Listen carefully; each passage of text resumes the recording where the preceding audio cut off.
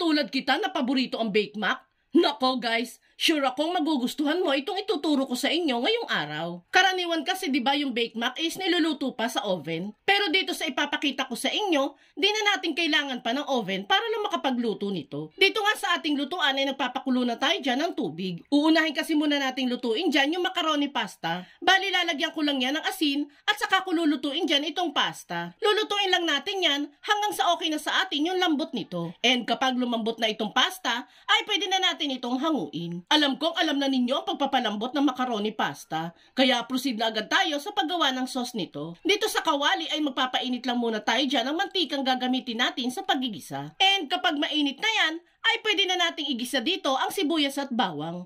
Bali, ginamitan ko na po yan ng food processor para mas maging pinoy yung mga panggisa natin dito. Igigisa-gisa lang natin ng mga aromatics dito hanggang sa lumabas na ang bango nitong ating ginigisa.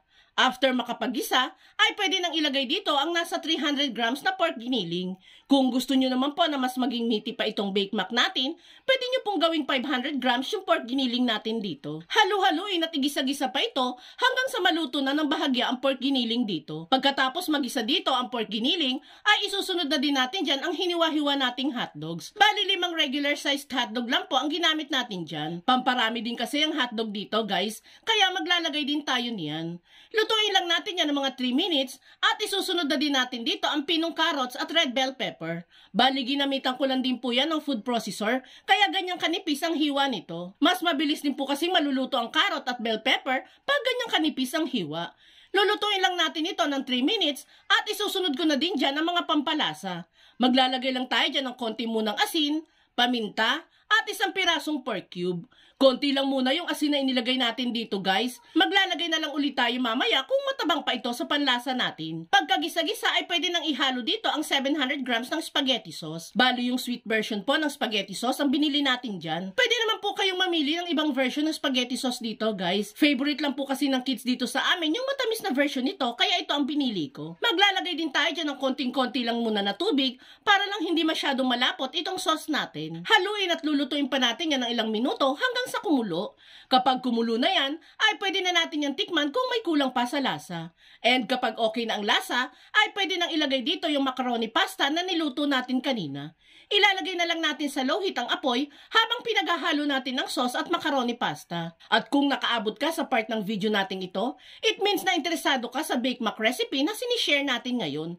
Kung sakali pong magugustuhan mo ito, pwede po bang pusuan mo naman ang video natin? At mag-comment ka na din po ng Bake Mac, ang sarap nito. Maraming salamat po. Once nga na maghalo na ang sauce at macaroni dito, ay pwede na nating hanguin yan at iset aside muna. Gagawa naman tayo ng toppings nito na white sauce. Madali lang naman ito guys. Sa isang lutuan na magtutunaw lang tayo ng kalahating bar ng butter or margarine. Estimate ko na nasa half cup ang sukat nitong butter na inilagay natin. Tunawin lang natin yan at isusunod ko na din dyan ang 2 kutsarang harina. Tutunawin lang muna natin yung harina dito sa butter hanggang sa wala na ang mga lumps nito. Pagkalagay ng harina ay pwede na din nating ilagay ang isang malaking lata ng evaporated milk. Buhos lang natin lahat at isusunod ko na din dyan ang isang kahon lang ng all-purpose cream. Haluin at hayaang mag-simmer ng bahagya. Kapag kumulo na, ay pwede na nating ilagay ang asin at paminta para sa pampalasa. Haluin lang ulit natin yan at ilagay na sa low heat ang apoy.